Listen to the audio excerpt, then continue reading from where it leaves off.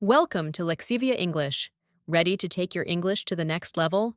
Here we learn through stories, slow, clear, and fun. So sit back, listen carefully, and enjoy the journey. A world of different money.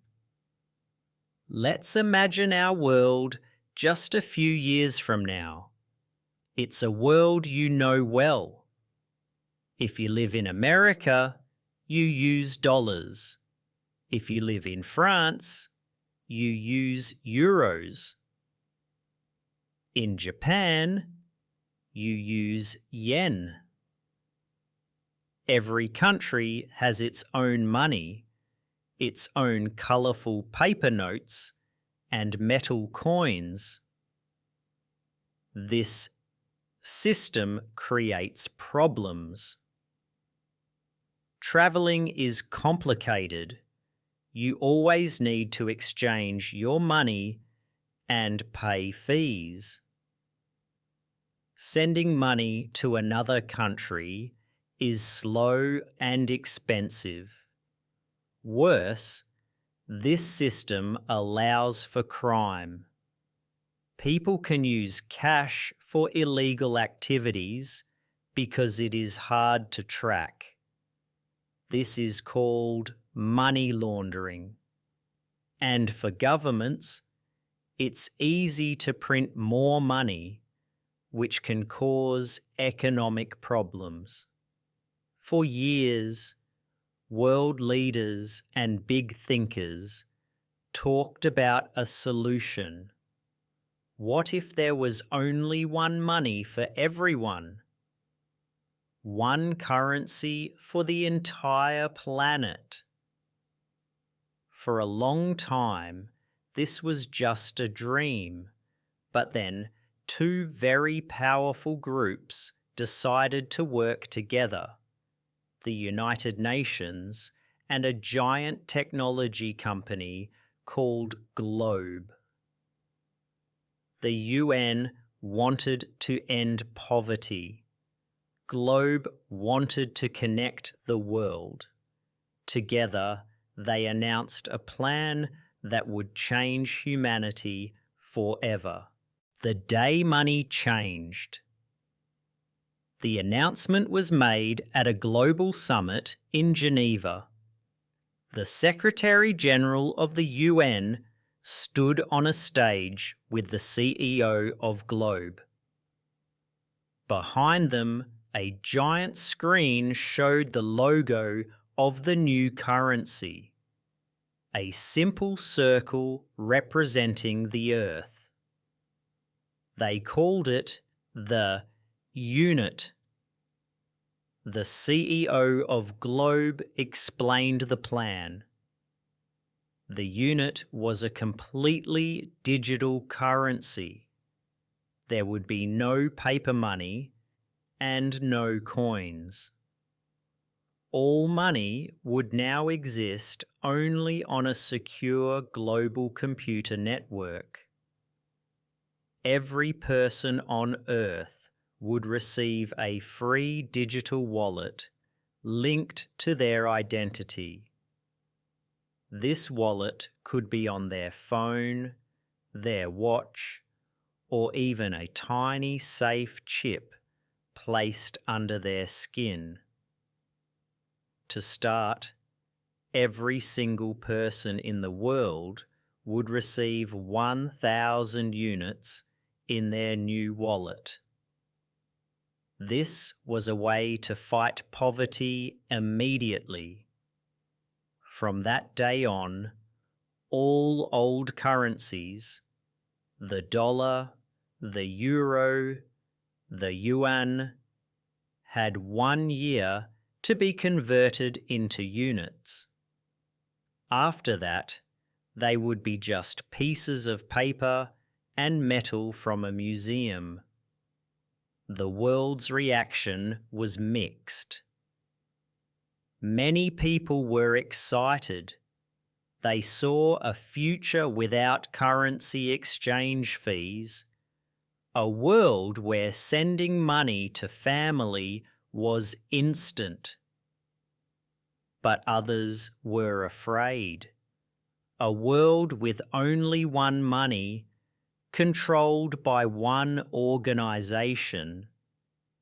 It felt dangerous. A fairer world?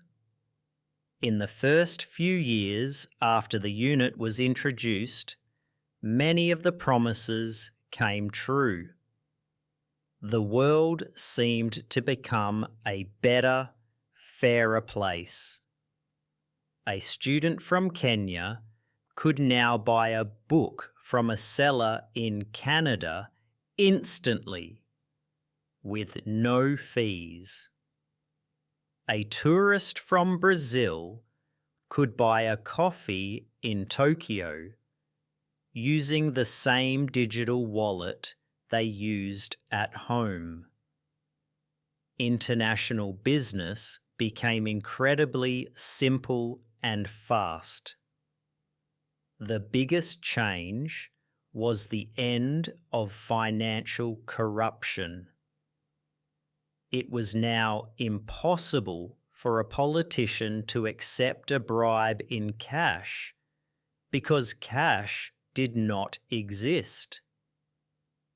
Every transaction was recorded on the global network, called the ledger. While individual names were kept private, the flow of money was transparent. If a government official suddenly received millions of units, everyone would know. International aid also changed. When a hurricane hit a small island nation, the UN didn't need to send supplies that could be stolen by local leaders. Instead, they sent units directly to the digital wallets of every person affected by the storm. For the first time, help arrived instantly, with no one in the middle. The world felt cleaner, more honest, and more efficient. The price of a perfect system. But this perfect system had a hidden price. A young journalist named Lena discovered this when she tried to do her job. Lena was writing an article critical of the new system. She wrote about the group that controlled the unit, an organization called the Global Reserve. One day, Lena tried to buy a train ticket to interview a source. Her payment was declined. An error message appeared on her phone. This transaction has been flagged for review.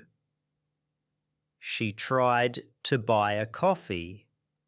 The same message appeared. Suddenly, her money was useless.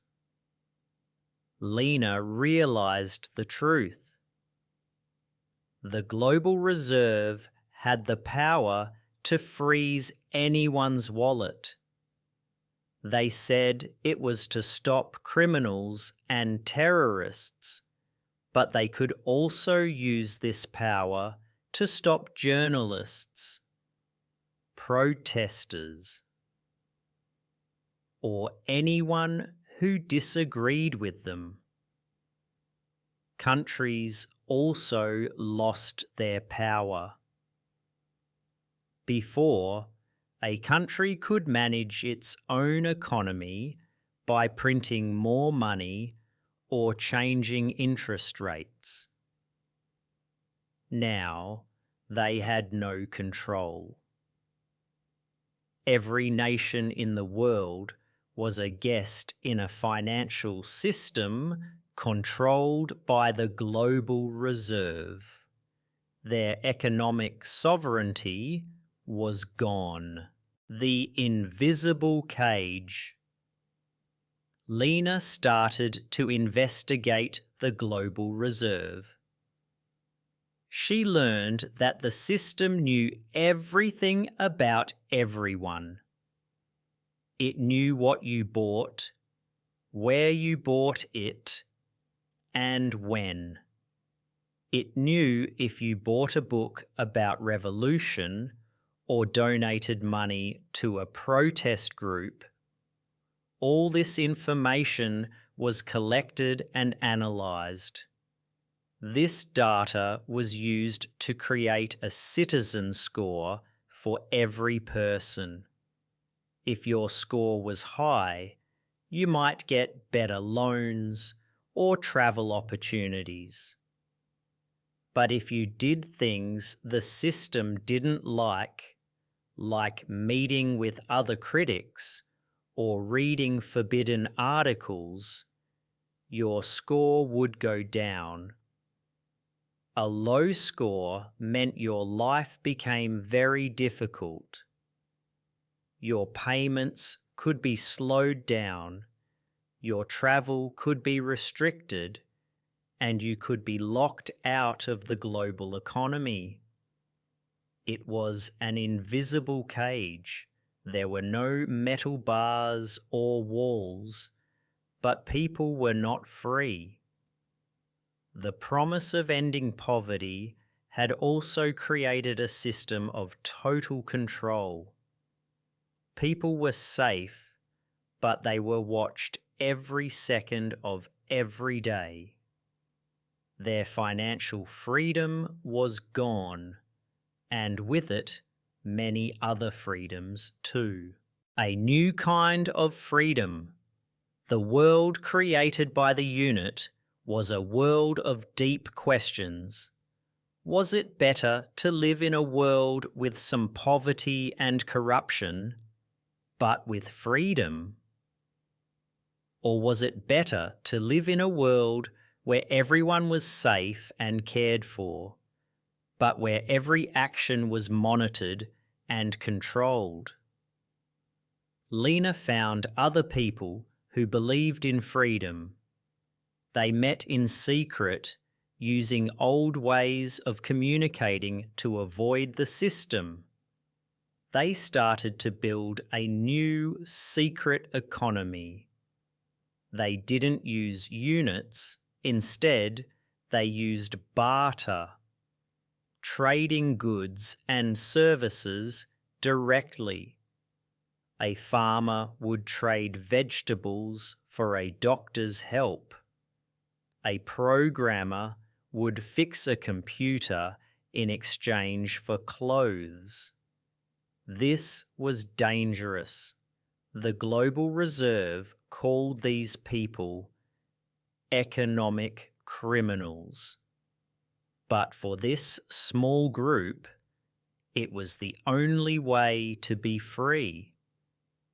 The story of the one world currency is not over. Humanity had solved the old problems of money, only to create a new, bigger problem, the problem of control. The world was at a crossroads. Would people accept this safe and stable life in an invisible cage? Or would they fight for a new kind of freedom? The next chapter was unwritten, and its outcome would decide the future of humanity.